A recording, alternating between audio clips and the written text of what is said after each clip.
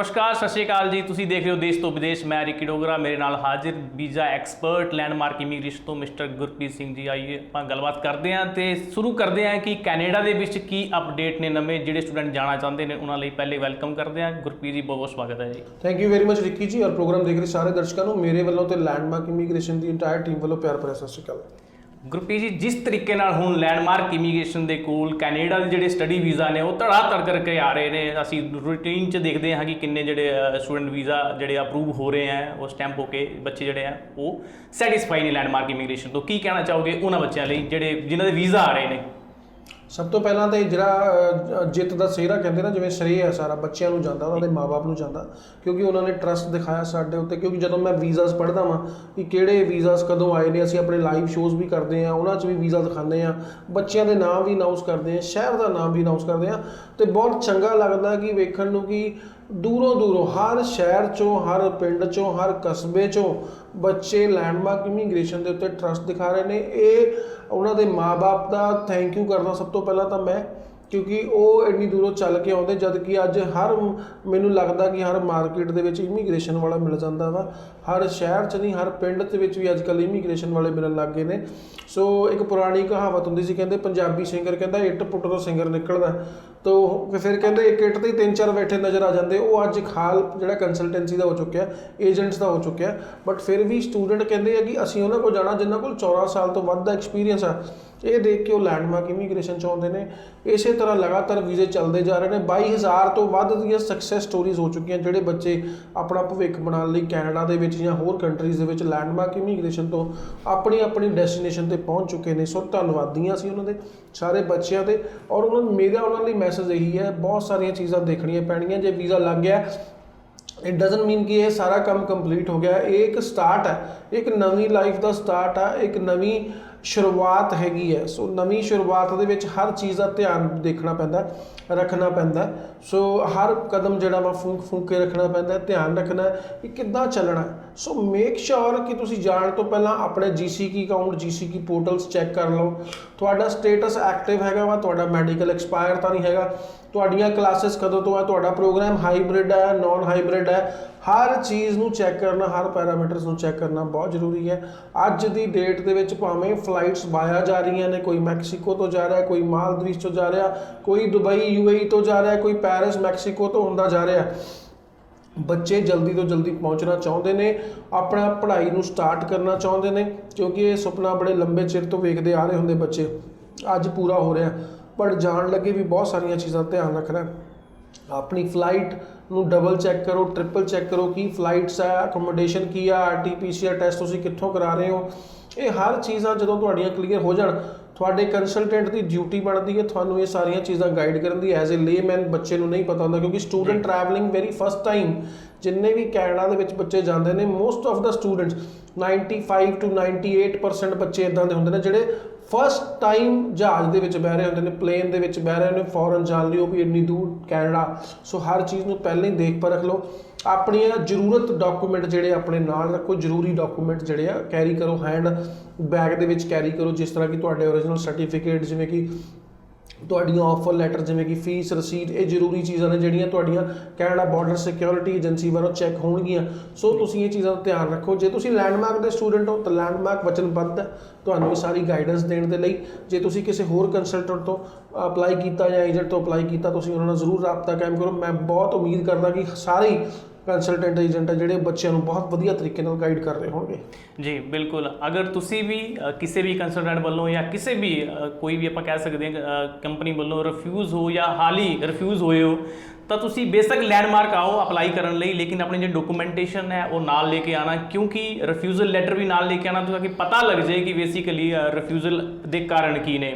ਉਹ ਸਭ ਤੋਂ ਵੱਡੀ ਗੱਲ ਇਹ ਹੈ ਕਿ ਜੇ ਅਗਰ ਤੁਸੀਂ ਹੁਣ ਰਿਫਿਊਜ਼ ਹੋਏ ਹੋ ਲੇਟੈਸਟ ਇਨਟੇਕ ਲਈ, ਜੇ ਰਿਫਿਊਜ਼ਲ ਤੁਹਾਡੀ ਆਈ ਹੈ, ਤਾਂ ਤੁਸੀਂ ਇਹ ਵੀ ਚੈੱਕ ਕਰ ਲੈਣਾ ਕਿ ਤੁਹਾਡੇ ਆਈਲੈਟਸ ਜਿਹੜਾ ਹੈ ਉਹਦੀ ਵੈਲਿਡਿਟੀ ਕਦ ਤੱਕ ਹੈ, ਕਿਉਂਕਿ ਕਈਆਂ ਬੱਚਿਆਂ ਨੂੰ ਇਹੀ ਭੁਲੇਖਾ ਲੱਗਿਆ ਰਹਿੰਦਾ ਕਿ ਹਲੇ ਆਈਲੈਟਸ ਵੈਲਿਡਿਟੀ ਪਈ ਹੈ ਔਰ ਆਪਾਂ ਦੁਬਾਰਾ ਅਪਲਾਈ ਕਰ ਲਾਂਗੇ।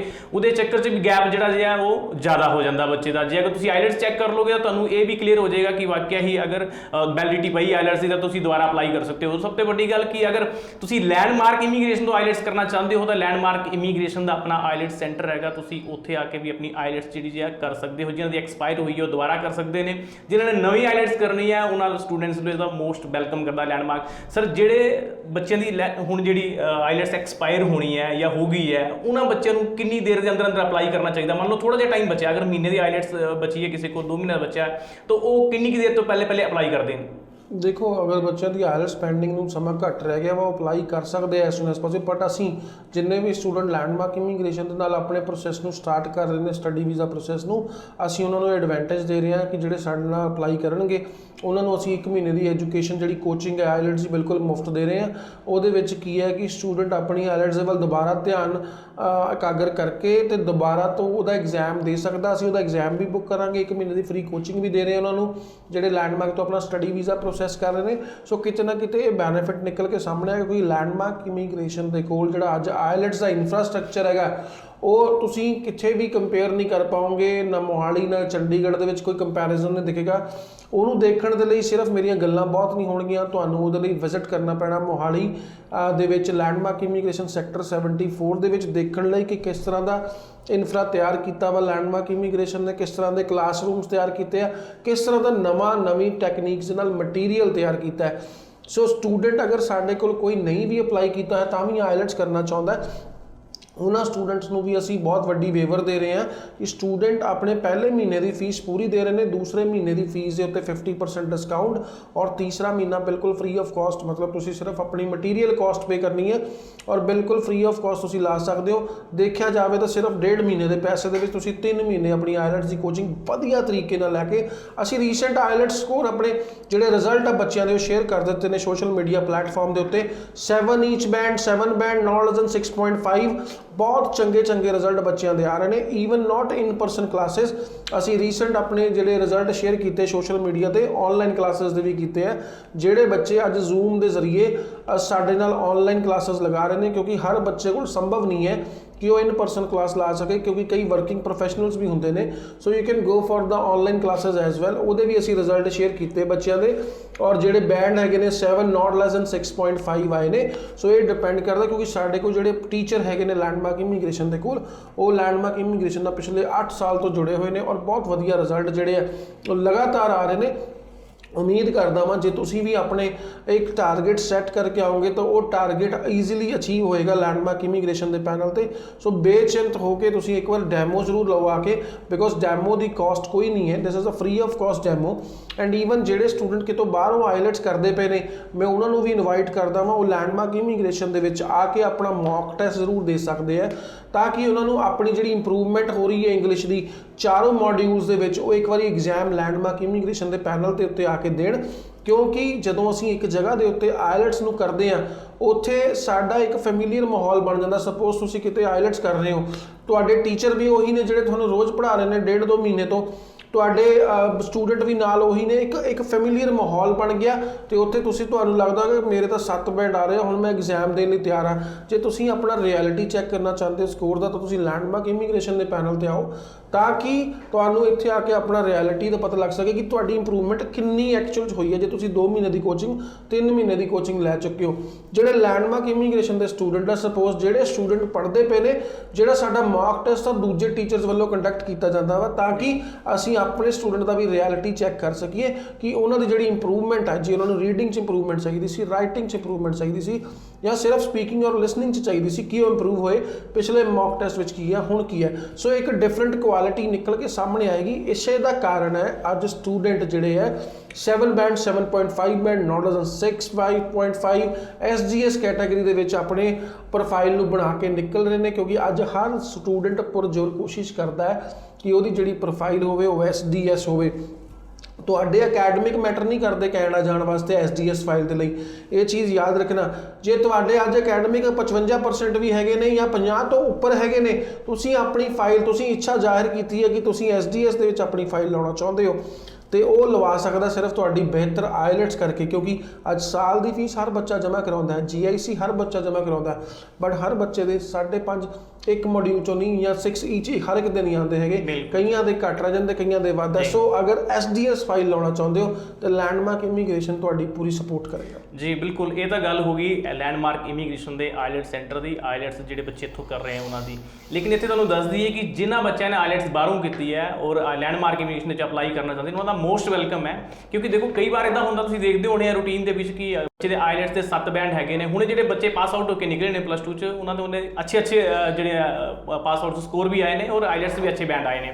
ਲੇਕਿਨ ਤੁਸੀਂ ਦੇਖਦੇ ਹੋ ਕਿ ਉਹਨਾਂ ਨੇ ਬਾਈ ਚਾਂਸ ਇੱਕ ਛੋਟੀ ਜਿਹੀ ਮਿਸਟੇਕ ਵੀ ਕੋਈ ਕਰਤੀ, ਕੋਈ ਕੰਸਲਟੈਂਟ ਇਹੋ ਜਿਹਾ ਚੂਜ਼ ਕਰ ਲਿਆ, ਤਾਂ ਤੁਸੀਂ ਮੰਨ ਕੇ ਚੱਲੋ ਕਿ ਕਿਤੇ ਵੀ ਗਲਤੀ ਹੋ ਸਕਦੀ ਹੈ, ਕੰਸਲਟੈਂਟ ਤੋਂ ਵੀ ਗਲਤੀ ਹੋ ਸਕਦੀ ਹੈ ਤੇ ਜਿਹੜਾ ਬੱਚਾ ਹੈ ਉਸ ਤੋਂ ਵੀ ਹੋ ਸਕਦੀ ਹੈ।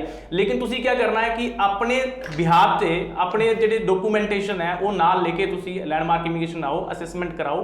ਜਦੋਂ ਤੁਹਾਡਾ ਦਿਲ ਮੰਨੇਗਾ ਕਿ ਹਾਂ ਠੀਕ ਹੈ, ਤੁਸੀਂ ਸੈਟੀਸਫਾਈ ਹੋ ਕੋਰਸ ਦੇ ਨਾਲ, ਯੂਨੀਵਰਸਿਟੀ ਦੇ ਨਾਲ, ਕਾਲਜ ਦੇ ਨਾਲ, ਤੁਸੀਂ ਸੈਟੀਸਫਾਈ ਹੋ ਕਿ ਠੀਕ ਹੈ ਤੁਹਾਡੀ ਜਿਹੜੀ ਐਲੀਜੀਬਿਲਿਟੀ ਸੀਗੀ ਉਹਦੇ ਹਿਸਾਬ ਨਾਲ ਤੁਹਾਨੂੰ ਕੋਰਸ ਜਿਹੜਾ ਦਿੱਤਾ ਜਾ ਰਿਹਾ ਹੈ, ਤੁਸੀਂ ਅਪਲਾਈ ਕਰੋ। ਨਹੀਂ ਤਾਂ ਦੇਖੋ ਇਹ ਤਾਂ ਹੈ ਨਹੀਂ ਕਿ ਤੁਹਾਨੂੰ ਜ਼ਬਰਦਸਤੀ ਕੋਈ ਅਪਲਾਈ ਕਰਵਾਏਗਾ ਕਿ ਹਾਂਜੀ ਤੁਸੀਂ ਲੈਂਡਮਾਰਕ ਅਪਲਾਈ ਕਰੋ, ਲੇਕਿਨ ਤੁਹਾਨੂੰ ਜਿਹੜੀ ਬੈਸਟ ਗਾਈਡੈਂਸ ਹੈ ਉਹ ਲੈਂਡਮਾਰਕ ਤੁਹਾਨੂੰ ਜ਼ਰੂਰ ਦੇਗਾ। ਔਰ ਤੁਹਾਨੂੰ ਨਹੀਂ ਲੱਗਦਾ ਕਿ ਅਗਰ ਤੁਹਾਨੂੰ ਬੈਸਟ ਗਾਈਡੈਂਸ ਮਿਲੇਗੀ ਔਰ ਕਿਸੇ ਨੂੰ ਵੀ ਮਿਲੇ ਤਾਂ ਕੋਈ ਛੱਡਣਾ ਚਾਹੇਗਾ। ਗੁਰਪ੍ਰੀਤ ਜੀ ਕੀ ਕਹਿਣਾ ਚਾਹੋਗੇ ਇਹੋ ਜਿਹੇ ਬੱਚੇ ਜਿਹੜੇ ਨਾ ਅੱਛੇ ਬੈਂਡ ਸਕੋਰ ਹੁੰਦੇ ਨੇ, ਐਜੂਕੇਸ਼ਨ ਕੁਆਲੀਫਿਕੇਸ਼ਨ ਅੱਛੀ ਹੁੰਦੀ ਹੈ, ਲੇਕਿਨ ਕਈ ਵਾਰ ਇਹੋ ਜਿਹੀ ਗਲਤੀ ਕਰ ਦਿੰਦੇ ਨੇ ਕਿ ਕੋਈ ਕੋਰਸ ਦੇ ਵਿੱਚ ਇਹੋ ਜਿਹੀ ਗਲਤੀ ਹੋ ਜਾਂਦੀ ਹੈ, ਚੂਜ਼ ਕਰਨ 'ਚ ਰਿਫਿਊਜ਼ਲ ਆ ਜਾਂਦੀ ਹੈ। ਹੁਣ ਨਵੇਂ ਬੱਚੇ ਜਿਹੜੇ ਪਾਸ ਆਊਟ ਹੋਏ ਨੇ ਉਹਨਾਂ ਨੂੰ ਰਿਫਿਊਜ਼ਲ ਦਾ ਸਾਹਮਣਾ ਨਾ ਕਰਨਾ ਪਏ ਔਰ ਪਹਿਲੇ ਕਹਿੰਦੇ ਕਿ ਜੇ ਅਗਰ ਕਿਸੇ ਵੀ ਕੰਸਲਟੈਂਟ ਕੋਲ ਜਾਣ ਤੇ ਆਪਣੀ ਜਿਹੜੀ ਫਾਈਲ ਹੈ ਉਹ ਪ੍ਰੋਸੈਸ ਕਰਵਾਉਣ, ਜਿੱਥੇ ਬੇਸਿਕ ਲੈਂਡਮਾਰਕ ਆਉਣ ਦਾ ਵੀ ਪ੍ਰੋਸੈਸ ਕਰਵਾਉਣ ਔਰ ਪਹਿਲੀ ਵਾਰੀ ਉਹਨਾਂ ਦਾ ਜਿਹੜਾ ਵੀਜ਼ਾ ਆ ਜਾਏ, ਉਹਨਾਂ ਬੱਚੇ ਲਈ ਕੀ ਕਹਿਣਾ ਚਾਹੋਗੇ ਤਾਂ ਕਿ ਕਿਸੇ ਵੀ ਬੱਚੇ ਨੂੰ ਰਿਫਿਊਜ਼ਲ ਦਾ ਸਾਹਮਣਾ ਨਾ ਕਰਨਾ ਪਏ?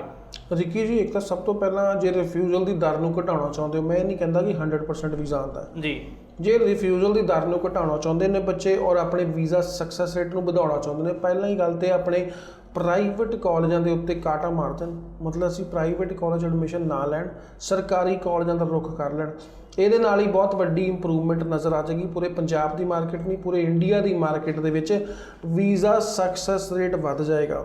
ਉਸ ਤੋਂ ਬਾਅਦ ਕਦੀ ਵੀ ਆਪਣੀਆਂ ਇੱਛਾਵਾਂ ਨਾ ਜ਼ਾਹਿਰ ਕਰਨ। ਜਦੋਂ ਅਸੀਂ ਅਕੈਡਮਿਕ ਲਈ ਜਾਂਦੇ ਹਾਂ, ਅਸੀਂ ਆਪਣੀ ਹਾਇਰ ਸਟੱਡੀਜ਼ ਲਈ ਜਾਂਦੇ ਹਾਂ, ਜੇ ਤੁਹਾਡੀ ਕਿਤੇ ਵੀ ਪ੍ਰੋਫਾਈਲ ਵੀਕ ਹੈ, ਫਿਰ ਆਪਣੀਆਂ ਇੱਛਾਵਾਂ ਨੂੰ ਥੋੜ੍ਹਾ ਜਿਹਾ ਸਾਈਡ ਤੇ ਰੱਖਦੇ ਹੋਏ ਇੱਕ ਐਕਸਪਰਟ ਦੀ ਗਾਈਡੈਂਸ ਦੇ ਨਾਲ ਜੇ ਤੁਰਨਗੇ ਤਾਂ ਵੀ ਵੀਜ਼ਾ ਸਕਸੈਸ ਰੇਟ ਨੂੰ ਵਧਾਇਆ ਜਾ ਸਕਦਾ ਹੈ। ਸਪੋਜ਼ ਤੁਹਾਡੇ ਅੱਜ 90% ਹੈ, ਤੁਹਾਡੇ 7 ਬੈਂਡ ਹੈਗੇ ਨੇ, ਤੁਸੀਂ ਆਪਣੀਆਂ ਇੱਛਾਵਾਂ ਜ਼ਾਹਿਰ ਕਰ ਸਕਦੇ ਹੋ ਕਿ ਤੁਸੀਂ ਕਿਹੜੇ ਏਰੀਏ ਦੇ ਵਿੱਚ ਜਾਣਾ ਵਾ, ਕਿਉਂਕਿ ਇੰਨੀ ਵਧੀਆ ਪ੍ਰੋਫਾਈਲ ਕੋਈ ਵੀ ਕਾਲਜ ਐਕਸੈਪਟ ਕਰਨ ਨੂੰ ਤਿਆਰ ਹੋਏਗਾ, ਬਸ਼ਰਤ ਉੱਥੇ ਕਾਲਜ ਵਿੱਚ ਪ੍ਰੋਗਰਾਮ ਅਵੇਲੇਬਿਲਿਟੀ ਹੋਣੀ ਚਾਹੀਦੀ ਹੈ। ਸੋ ਇਸੇ ਤਰ੍ਹਾਂ ਜੇ ਤੁਹਾਡੇ ਕਿਤੇ ਪਰਸੈਂਟੇਜ ਘੱਟ ਆਈਆਂ, ਆਈਲੈਟਸ ਘੱਟ ਆ ਜਾਂ ਕੋਈ ਵੀ ਕਨਫਿਊਜ਼ਨ ਹੈ ਇੰਡੀਵਿਜੂਅਲ ਮੋਡਿਊਲ ਦੇ ਵਿੱਚ, ਮਤਲਬ ਜਿਹੜੇ ਤੁਹਾਡੇ ਸਬਜੈਕਟ ਹੈ, ਕੋਰ ਸਬਜੈਕਟ ਹੈ, ਕਿਸੇ ਦੇ ਵਿੱਚੋਂ ਨੰਬਰ ਘੱਟ ਹੈਗੇ ਨੇ, then you need expert guidance. ਮੈਂ ਦੇਖਿਆ ਵਾ ਬਹੁਤ ਵਾਰੀ ਪ੍ਰੋਗਰਾਮ ਦੇ ਮਿਸ ਮੈਚਿੰਗ ਕਰਕੇ ਵੀ ਕਾਫੀ ਸਾਰੀਆਂ ਚੀਜ਼ਾਂ ਹੋ ਜਾਂਦੀਆਂ ਨੇ। ਅਗਰ ਤੁਸੀਂ ਇਹਦਾ ਧਿਆਨ ਦਿਓਗੇ ਤਾਂ ਤੁਸੀਂ ਆਪਣਾ ਵੀਜ਼ਾ ਇੰਪਰੂਵ ਕਰ ਸਕਦੇ ਹੋ।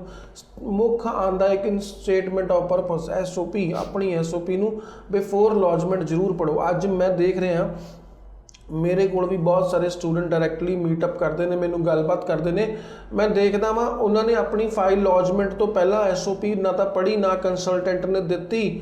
ਸੋ ਜਿਹਦੇ ਕਰਕੇ ਜਦੋਂ ਉਹਨਾਂ ਨੇ ਆਫਟਰ ਵੀਜ਼ਾ ਆਪਣੀ SOP ਦੀ ਡਿਮਾਂਡ ਕੀਤੀ ਤੇ 100 ਤਰ੍ਹਾਂ ਦੀਆਂ ਗਲਤੀਆਂ ਸਟੇਟਮੈਂਟ ਆਫ ਪਰਪਸ ਦੇ ਵਿੱਚ ਨੇ, ਜਿਹਦਾ ਖਿਆਲ ਤੁਸੀਂ ਪਹਿਲੇ ਪੈਰ ਤੇ ਰੱਖ ਸਕਦੇ ਹੋ। ਇਹ ਇੱਕ ਹੋਰ ਕਾਰਨ ਆ ਜਿਹਨੂੰ ਤੁਸੀਂ ਸਹੀ ਕਰਕੇ ਆਪਣੇ ਵੀਜ਼ਾ ਦੇ ਚਾਂਸਸ ਨੂੰ ਬਹੁਤ ਹੀ ਬਿਹਤਰ ਤਰੀਕੇ ਨਾਲ ਇੰਪਰੂਵ ਕਰ ਸਕਦੇ ਹੋ। ਦੇਖੋ ਤੁਸੀਂ ਅੱਜ ਤੁਹਾਡੇ ਮਾਪੇ ਜਾਂ ਤੁਸੀਂ ਆਪਣੇ ਉੱਪਰ 17 ਤੋਂ 20 ਲੱਖ ਰੁਪਈਆ ਖਰਚਣ ਲਈ ਤਿਆਰ ਹੈਗੇ ਹੋ। ਤੁਸੀਂ ਅਗਰ 17 ਤੋਂ 20 ਲੱਖ ਖਰਚਣੇ, ਇਟਸ ਅ ਹਿਊਜ ਅਮਾਊਂਟ, ਔਰ ਕਈ ਪੇਰੈਂਟਸ ਲਈ ਤਾਂ ਇਹ ਉਮਰ ਭਰ ਦੀ ਕਮਾਈ ਹੋ ਸਕਦੀ ਹੈ। ਸੋ ਇਸ ਚੀਜ਼ ਨੂੰ ਧਿਆਨ ਰੱਖਦੇ ਹੋਏ ਆਪਣੇ ਹਰ ਇੱਕ ਡਾਕੂਮੈਂਟ ਨੂੰ ਆਪ ਚੈੱਕ ਕਰੋ ਪਰਸਨਲੀ। ਜਦੋਂ ਤੁਹਾਡਾ ਕੰਸਲਟੈਂਟ ਫਾਈਲ ਲੌਂਚ ਕਰਦਾ ਵਾ, ਉਹਨੂੰ ਕਹੋ ਕਿ ਵਿਦਆਊਟ ਮੇਰੀ ਇਕਨੋਲਜਮੈਂਟ ਕੋਈ ਵੀ ਫਾਈਲ ਲੌਂਚ ਨਹੀਂ ਹੋਣੀ ਚਾਹੀਦੀ, ਔਰ ਜਿਹੜਾ ਵੀ ਡਾਕੂਮੈਂਟ ਤੁਸੀਂ ਲਗਾਉਣਾ ਪਹਿਲਾਂ ਮੇਰੇ ਕੋਲੋਂ ਇਨੀਸ਼ੀਅਲ ਕਰਾਓ, ਮਤਲਬ ਮੈਨੂੰ ਚੈੱਕ ਕਰਾਓ, ਮੈਂ ਉਹਨੂੰ ਟੈਸਟ ਕਰਾਂਗਾ, ਸਾਈਨ ਕਰਾਂਗਾ, ਦੈਨ ਤੁਸੀਂ ਲੌਂਚਮੈਂਟ ਕਰੋ, ਤਾਂ ਕਿ ਹਰ ਚੀਜ਼ ਦੀ ਨੌਲੇਜ ਤੁਹਾਨੂੰ ਹੋਵੇ, ਹਰ ਡਾਕੂਮੈਂਟ ਜਿਹੜਾ ਲੱਗਿਆ ਹੋਇਆ ਤੁਹਾਨੂੰ ਪਤਾ ਹੋਵੇ ਕਿਹੜਾ ਡਾਕੂਮੈਂਟ ਲੱਗਿਆ। ਇਹ ਸਾਰੀਆਂ ਚੀਜ਼ਾਂ ਚੱਲਣਗੀਆਂ ਆਟੋਮੈਟਿਕਲੀ। ਰਿੱਕੀ ਜੀ, ਇਹ ਜਿਹੜਾ ਸਕਸੈਸ ਰੇਟ ਹੈ ਇਹ ਆਪਣੇ ਆਪ ਵੱਧ ਜਾਏਗਾ, ਕਿਸੇ ਨੂੰ ਕੁਝ ਕਰਨ ਦੀ ਲੋੜ ਨਹੀਂ ਪੈਣੀ ਹੋਵੇ। ਬਿਲਕੁਲ ਜੀ, ਇਹ ਗੱਲ ਬਿਲਕੁਲ ਸਹੀ ਹੈ ਜੀ। ਤੁਹਾਨੂੰ ਆਪਣੇ ਡਾਕੂਮੈਂਟੇਸ਼ਨ ਦੀ ਜਿਹੜੀ ਹੈ ਨੌਲੇਜ ਹੋਣੀ ਚਾਹੀਦੀ ਹੈ ਕਿ ਕਿਹੜਾ ਪੇਪਰ ਕੀ ਲਗਾਇਆ ਹੈ, ਕੀ ਨਹੀਂ ਲਗਾਇਆ, ਕਿਉਂਕਿ ਅਗਰ ਤੁਹਾਡੀ ਪ੍ਰੋਫਾਈਲ ਦੀ ਤੁਹਾਨੂੰ ਪੂਰੀ ਨੌਲੇਜ ਹੋਏਗੀ, ਕਾਲਜ ਯੂਨੀਵਰਸਿਟੀ ਕੋਰਸ ਦੀ ਪੂਰੀ ਨੌਲੇਜ ਹੋਏਗੀ ਤਾਂ ਤੁਹਾਨੂੰ ਕਿਸੇ ਵੀ ਐਂਗਲ ਤੋਂ ਰਿਫਿਊਜ਼ਲ ਦਾ ਸਾਹਮਣਾ ਜਿਹੜਾ ਨਹੀਂ ਕਰਨਾ ਪਏਗਾ। ਗੁਰਪ੍ਰੀਤ ਜੀ, ਆਪਾਂ ਗੱਲ ਕਰ ਰਹੇ ਸੀ ਉਹਨਾਂ ਬੱਚਿਆਂ ਦੀ ਜਿਨ੍ਹਾਂ ਨੇ ਅੱਜ ਦੀ ਡੇਟ 'ਚ ਪਾਸ ਆਊਟ ਕਰਤੀ ਹੈ, ਆਈਲੈਟਸ ਵੀ ਔਰ +2 ਵੀ, ਔਰ ਫਰੈਸ਼ਰ ਨੇ ਬੱਚੇ, ਔਰ ਕਿਤੇ ਨਾ ਕਿਤੇ ਤੁਸੀਂ ਦੇਖ ਰਹੇ ਹੋਣੇ ਕਿ ਪੰਜਾਬ ਦੇ ਵਿੱਚ ਇੱਕ ਬਹੁਤ ਵੱਡਾ ਸਿਸਟਮ ਚੱਲ ਪਿਆ ਜੀ, ਪੈਕੇਜ ਸਿਸਟਮ। ਬੱਚਾ ਕਨਫਿਊਜ਼ ਹੁੰਦਾ, ਬੱਚਾ ਕਹਿੰਦਾ ਜੀ ਮੇਰਾ ਤਾਂ ਪੈਸਾ ਹੀ ਕੋਈ ਨਹੀਂ ਲੱਗਣਾ। ਪੇ ਆਫਟਰ ਵੀਜ਼ਾ ਦੇ ਨਾਂ ਤੋਂ ਜਿਹੜੀ ਹੈ ਬਹੁਤ ਵੱਡਾ ਇੱਕ ਸਕੈਮ ਹੈ ਪੰਜਾਬ ਦੇ ਵਿੱਚ ਚੱਲ ਰਿਹਾ। ਉਹ ਕਹਿੰਦੇ ਕਿ ਜੇ ਸਾਡਾ ਤਾਂ ਪੈਸਾ ਹੀ ਕੋਈ ਨਹੀਂ ਲੱਗਣਾ, ਸਾਰੀ ਸਰਦਰਦੀ ਕੰਸਲਟੈਂਟ ਦੀ ਹੈ। ਲੇਕਿਨ ਉਹ ਬੱਚਾ ਇਹ ਨਹੀਂ ਦੇਖਦਾ ਕਿ ਜੇ ਸਾਰੀ ਸਰਦਰਦੀ ਕੰਸਲਟੈਂਟ ਦੀ ਹੈ ਤਾਂ ਬਈ ਉਹ ਚਾਹੇ ਤਾਂ ਤੁਹਾਨੂੰ ਕੋਈ ਜਹਾਜ਼ ਬਿਠਾ ਕੇ ਸਿੱਧਾ ਹੀ ਭੇਜ ਦੇਗਾ, ਫਾਈਲਿੰਗ ਤਾਂ ਕਰਨੀ ਪੈਣੀ ਹੈ ਨਾ। ਲੇਕਿਨ ਫਾਈਲਿੰਗ ਕਿਸ ਤਰੀਕੇ ਦੀ ਹੋਣੀ ਹੈ, ਉਹਨੇ ਬੱਚੇ ਨੇ ਪੈਕੇਜ ਸਿਸਟਮ ਤੋਂ ਕਿਵੇਂ ਬਚਣ ਜਾਂ ਪੇ ਆਫਟਰ ਵੀਜ਼ਾ ਦੀ ਕੀ ਸੱਚਾਈ ਹੈ, ਤੁਸੀਂ ਕੀ ਦੱਸਣਾ ਚਾਹੋਗੇ ਬੱਚਿਆਂ ਨੂੰ? ਬੇਸਿਕਲੀ ਰਿੱਕੀ ਜੀ, ਮੈਂ ਵੀ ਮਿਲਿਆ ਪਰਸੋਂ 2 ਬੱਚਿਆਂ ਨੂੰ, ਉਹ ਇੱਦਾਂ ਹੀ ਰਿਫਿਊਜ਼ਲ ਸੀ ਉਹਨਾਂ ਦੀ।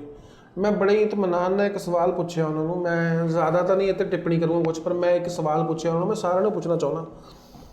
ਬੱਚੇ 2 ਵਾਰ ਰਿਫਿਊਜ਼ ਸੀ ਪੈਕੇਜ ਦੇ ਵਿੱਚ, ਕੋਈ ਪੈਸਾ ਨਹੀਂ ਪਹਿਲਾਂ ਲੱਗਿਆ ਉਹਨਾਂ ਦਾ, ਅੰਬੈਸੀ ਫੀਸ ਵੀ ਨਹੀਂ ਲੱਗੀ। ਕੰਪਨੀ ਕਹਿੰਦੀ ਅੰਬੈਸੀ ਫੀਸ ਵੀ ਅਸੀਂ ਦੇਵਾਂਗੇ, ਸਭ ਕੁਝ ਹੋਇਆ। ਮੈਂ ਕਿਹਾ ਬੇਟਾ ਇਹੀ ਅਪਰੋਚ ਨਾਲ ਗਏ ਸੀ ਕਿ ਕੋਈ ਨੁਕਸਾਨ ਨਹੀਂ ਹੋਗਾ? ਕਹਿੰਦਾ ਹਾਂਜੀ ਸਰ ਬਿਲਕੁਲ ਇਹੀ ਅਪਰੋਚ ਨਾਲ ਗਏ ਸੀ, ਕੋਈ ਨੁਕਸਾਨ ਨਹੀਂ ਹੋਗਾ ਸਾਡਾ, ਕਿ ਸਾਡਾ ਪੇ ਆਫਟਰ ਵੀਜ਼ਾ ਹੈਗੀ ਆ। ਮੈਂ ਕਿਹਾ ਠੀਕ। ਮੈਂ ਕਿਹਾ ਜਿਹੜਾ ਇੱਕ ਸਵਾਲ ਪੁੱਛਦਾ ਵਾਂ ਕਿ ਜਿਹੜੀਆਂ 2 ਰਿਫਿਊਜ਼ਲਾਂ ਲੱਗੀਆਂ ਨੇ, ਇਹ ਕੰਸਲਟੈਂਟ ਦੇ ਪਾਸਪੋਰਟ 'ਤੇ ਲੱਗੀਆਂ ਨੇ ਕਿ ਤੇਰੇ ਪਾਸਪੋਰਟ 'ਤੇ ਲੱਗੀਆਂ ਨੇ? ਕਹਿੰਦਾ ਜੀ ਮੇਰੇ ਪਾਸਪੋਰਟ 'ਤੇ ਲੱਗੀਆਂ ਨੇ। ਮੈਂ ਕਿਹਾ ਫਿਰ ਜਿਹੜਾ ਇਹ ਪ੍ਰੋਫਾਈਲ ਜਿਹੜੀ ਹੈ, ਰਿਕਾਰਡ ਜਿਹੜਾ ਵਾ ਹਾਈ ਕਮਿਸ਼ਨ ਦੇ ਵਿੱਚ, ਖਰਾਬ ਕਿਹਦਾ ਹੋਇਆ ਬੇਟਾ, ਤੇਰਾ ਹੋਇਆ ਕਿ ਕੰਸਲਟੈਂਟ ਦਾ ਹੋਇਆ? ਕਹਿੰਦਾ ਜੀ ਮੇਰਾ ਹੋਇਆ ਵਾ। ਮੈਂ ਕਿਹਾ ਹੁਣ ਤੈਨੂੰ ਇਹ ਤੱਕ ਨਹੀਂ ਪਤਾ ਕਿ ਤੇਰੇ ਡਾਕੂਮੈਂਟ ਕਿਹੜੇ ਲੱਗੇ ਸੀਗੇ ਅੰਬੈਸੀ ਦੇ ਵਿੱਚ, ਕਿਉਂਕਿ ਉਹ ਤਾਂ ਪੇ ਆਫਟਰ ਵੀਜ਼ਾ ਸੀਗਾ ਤੇ ਉਹ ਦੱਸਿਆ ਹੀ ਕੁਛ ਨਹੀਂ, ਕੋਈ ਡਾਕੂਮੈਂਟ ਨਹੀਂ ਪਤਾ ਉਹਨੂੰ ਕੀ ਲੱਗਿਆ। ਮੈਂ ਕਿਹਾ ਇਹਦੇ ਵਿੱਚ ਜੇ ਤੂੰ ਰੀਫਾਈਲ ਕਰੇਗਾ, ਜੇ ਤੇਰੇ ਕੋਈ ਡਾਕੂਮੈਂਟ ਪਹਿਲਾਂ ਕੋਈ ਹੋਰ ਲੱਗੇ ਹੋਏ ਤੇ ਤੇਰਾ ਦੁਬਾਰਾ ਕੋਈ ਬੈਨ ਲੱਗ ਗਿਆ ਜਾਂ ਰਿਫਿਊਜ਼ ਹੋ ਗਿਆ, ਇਹਦੇ ਵਿੱਚ ਨੁਕਸਾਨ ਕਿਹਦਾ ਹੋ ਰਿਹਾ? ਤੇਰਾ ਹੋ ਰਿਹਾ, ਕੰਸਲਟੈਂਟ ਦਾ? ਕਹਿੰਦਾ ਜੀ ਮੇਰਾ ਹੋ ਰਿਹਾ।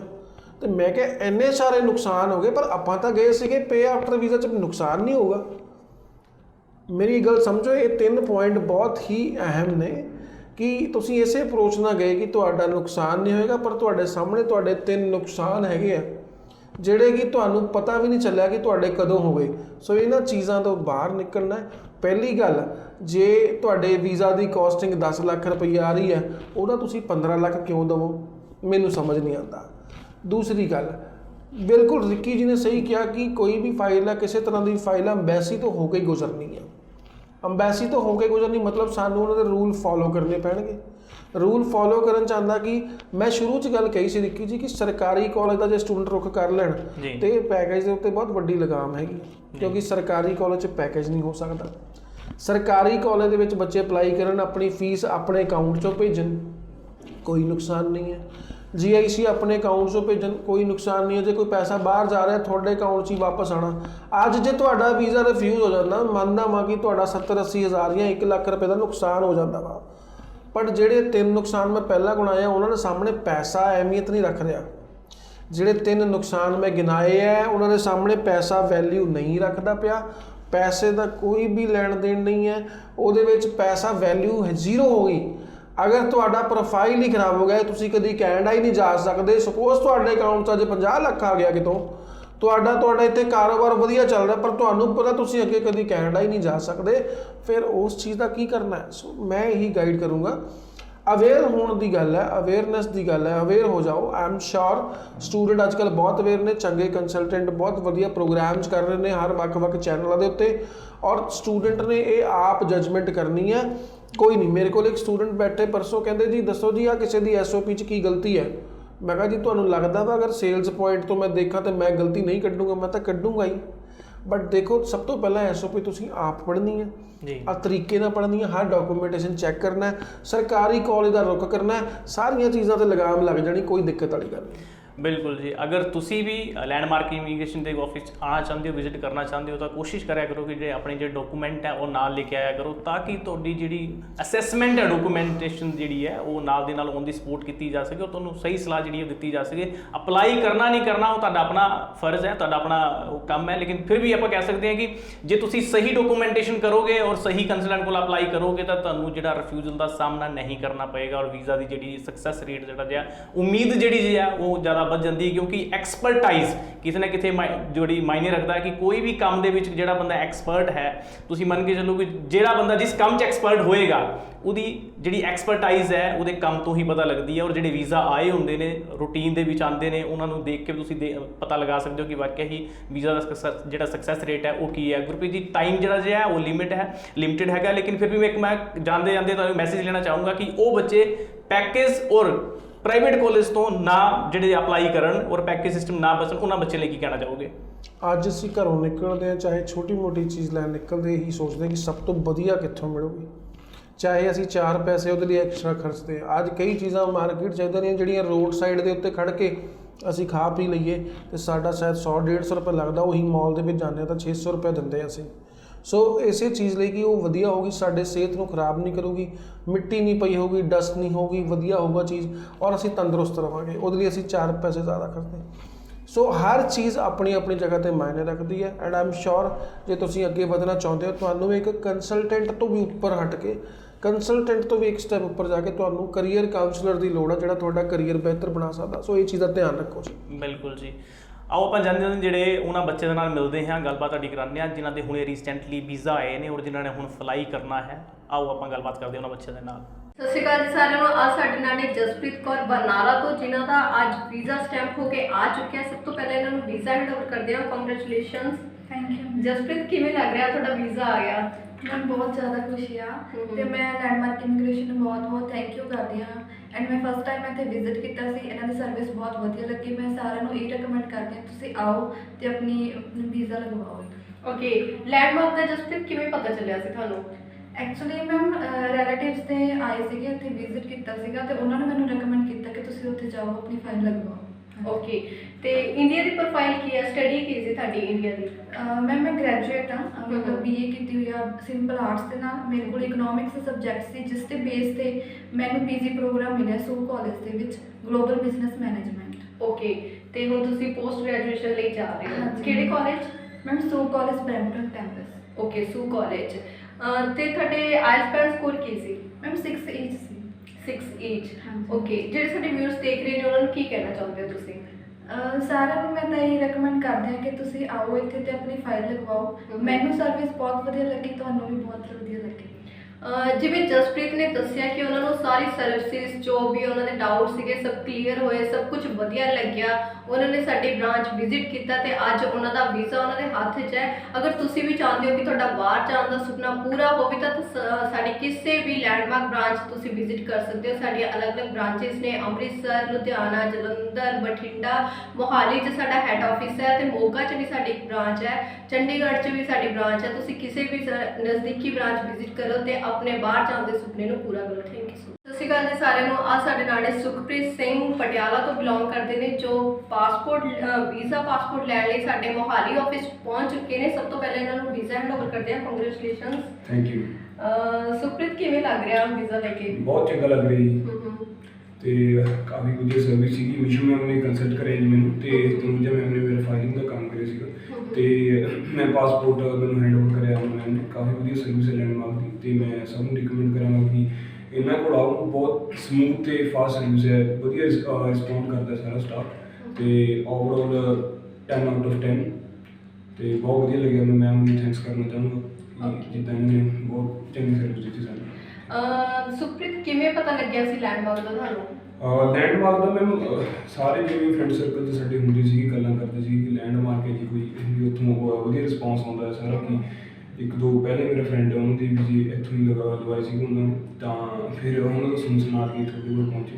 ਓਕੇ, ਤੇ ਸੁਖਪ੍ਰੀਤ ਤੁਹਾਡੀ ਇੰਡੀਆ ਦੀ ਪ੍ਰੋਫਾਈਲ ਕੀ ਸੀ ਤੇ ਆਈਐਲਟੀਐਸ ਸਕੋਰ ਕੀ ਸੀ? ਮੈਮ ਓਵਰਆਲ ਮੇਰੇ 6.5 ਬੈਂਡ ਸੀਗੇ ਜੀ ਤੇ ਮੇਰੇ प्लस 2 ਚ ਸੀਗੇ 78% ਤੇ ਆਰਟਸ ਮੈਂ ਬੇਸਿਕ ਆਰਟਸ ਮੈਂ ਆਪਣੀ 12th ਕੰਪਲੀਟ ਕੀਤੀ ਸੀ ਤੇ ਹੁਣ ਹਾਇਰ ਐਜੂਕੇਸ਼ਨ ਮੇਰੀ ਮੀਡੀਆ ਪ੍ਰੋਡਕਸ਼ਨ ਦਾ ਕੋਰਸ ਹੈ ਜਿਹੜਾ ਕਿ ਮੈਨੂੰ ਬਹੁਤ ਈਜ਼ੀਲੀ ਮਿਲ ਗਿਆ ਤੇ ਓਵਰਆਲ ਸਭ ਕੁਝ ਵਧੀਆ ਸਰਵਿਸ ਸੀ।